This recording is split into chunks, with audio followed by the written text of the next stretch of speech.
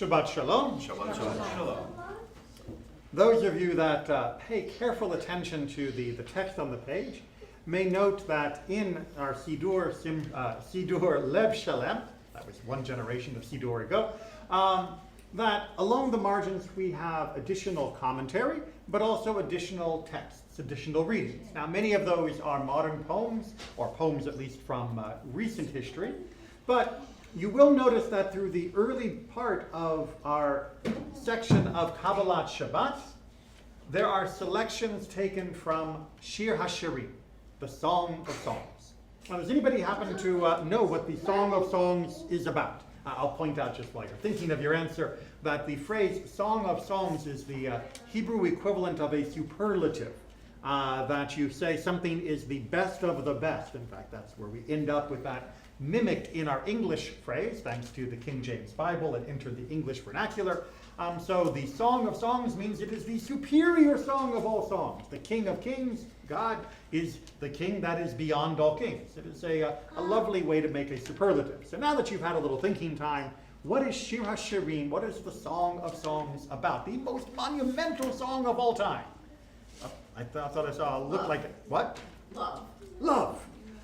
Whose love? That's a good question. All right, so that's a good question. A romantic relationship between a man and a woman. So, on the one hand, in the layer that is most obvious to the reading, with some slight interpretation of the euphemistic language of the poem, it is ostensibly a love poem between two people. It is a very racy poem, if you understand the euphemisms being used. It is a very passionate poem. It is a very touching poem about the power of that love. But that's not the only thing that Shir HaShirim is about. In fact, our tradition was a little uncomfortable with Shir HaShirim being only a semi-erotic love poem. And so it was said that the sages worked to make sure it would be properly interpreted as indeed a love poem, but a love poem between God and us, Israel and God, rather than just between two human lovers. And that must also be woven into our understanding. Now, that is a powerful and amazing message that we should recognize that the love between us is even greater than the love that can exist between two mortals. But there is a tendency to forget about the mortal element within this. In fact, some modern translations of Shir HaShirim don't even translate the words. They go straight to the interpretive form, and the actual meaning of the words maybe is in a footnote if it's on the page at all. And that's not right. Because you see, it is true that Judaism has a complicated relationship to the human parts of us, the mortal parts of us, the flesh and blood parts of us. But that complicated relationship needs to pay proper respect to both elements. So let me give you a couple of the statements our tradition has made, and perhaps you'll understand the tension that I am discussing. So Rabbi Akiva was once seen by his students walking with great purpose and determination. And the students asked him, "Rabbi, where are you going?" And Rabbi Akiva answered, "I am going to wash an idol." What?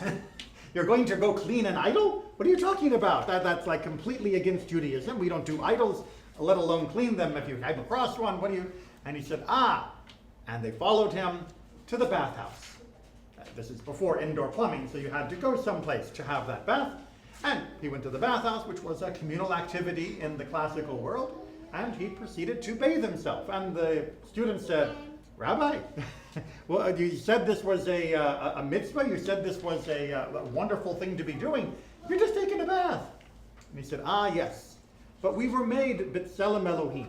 And while we don't literally believe that the image of God is reflected in the physicality of our body, we do recognize that the body God gave us is a precious thing, and something that is not only of beauty, but also needs to be tended to, needs to be cared to. And indeed, this is a much higher form of worship than worshiping an actual stone or metal or wooden idol, which other people look as a physical representation. On the other hand, We have other teachings within our tradition that says that everybody should constantly be aware that you come from a putrid drop. That you are derived, your entire existence comes out of what most people consider to be not so pleasant bodily emissions. And yet, here we are as human beings, know your origin. Don't get too haughty. Don't think of yourself as being so amazing and wonderful. You are nothing but an overactive clump of cells that have continued to divide and somehow gain sentience. But really, at its essence, you are just a putrid drop. Not exactly the kind of thing to lift you up. But then that represents the tension that Judaism is going for here. You see, there are some within the world cultures that will embrace the body and all of its pleasures as being the pinnacle of existence, whether it be through our consumption and our many different appetites, or whether it be through the primping and preening and vanity of our physical appearance. There are many who hold that I am the most amazing thing in the world. Not me personally, they've got their own hierarchy, but they fixate on the human body. It is our source of pleasure, it is our source of pride. And Judaism says it's a putrid drop. On the other hand, there are also many people from many different cultures around the world and across history that believe that the human body is a putrid drop and worthless and a prison for the soul, and is something that is fetid and foul and only a trap, and that all of the bodily functions and all of our bodily pleasures are things to simply be avoided. An ascetic lifestyle, to eat just plain gruel, to sleep on a hard floor, to avoid any of the other temptations of the flesh, surely will purify my soul and lift me up. And to them, Judaism says, your body is like an idol. You are a representation of God, even if God is not physical. How could you treat your body so poorly? How could you avoid the joys that God has made available to you within the proper contexts that are a gift? And so Judaism has these two poles there to help course correct.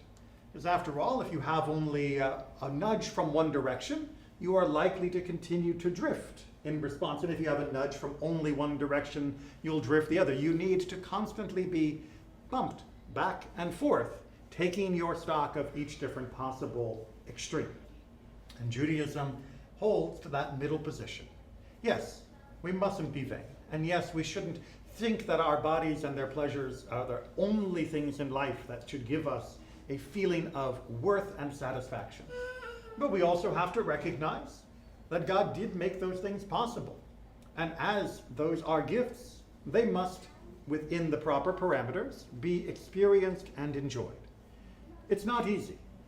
Shir HaShirim shows us the general path to be able to read a text with two minds. One mind focusing on the celebration of the physicality of love, and the other focused on the spirituality of our love with God. We need to be able to look at this world and ourselves through both lenses simultaneously. For if we neglect one or the other, then we are off the path that God has created us to walk. If we neglect one or the other, then we are not fully embracing all of the forms of love that God has put at our disposal. Shabbat Shalom.